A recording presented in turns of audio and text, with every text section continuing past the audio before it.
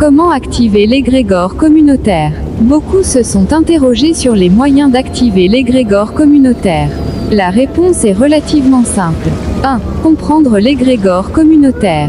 L'égrégore communautaire se forme lorsque des individus partagent des projets, des intérêts et des idées communes. Il s'agit d'une entité collective qui naît de l'union des pensées et des efforts d'un groupe.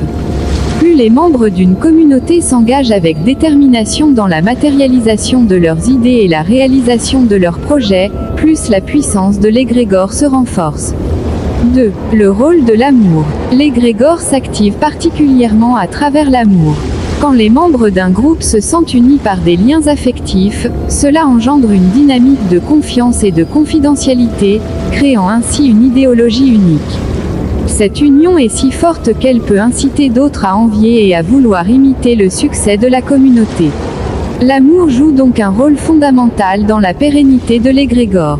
3. L'importance de l'unité. Quand une communauté, qu'il s'agisse d'une tribu, d'un groupe ou d'une organisation, est unie autour d'objectifs communs et que ses membres investissent les mêmes efforts pour leur évolution, cela conduit inévitablement à la naissance d'un égrégore communautaire puissant.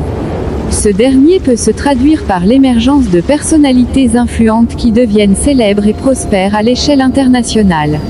4. L'égrégore en spiritualité. De façon similaire, dans le domaine de la spiritualité, lorsque des individus partagent les mêmes doctrines, idéologies ou enseignements, et qu'ils mettent en commun leurs efforts pour faire progresser leur discipline, cela génère également un égrégore.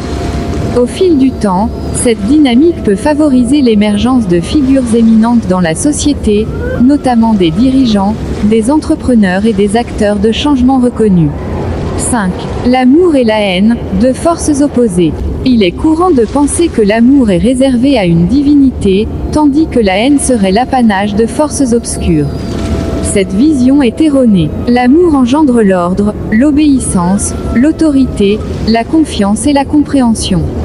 A l'inverse, la haine provoque le désordre, la désobéissance, la révolte, le doute et l'insécurité. Ainsi, aucun royaume sur cette terre ne peut durer si sa doctrine fondamentale repose sur la haine.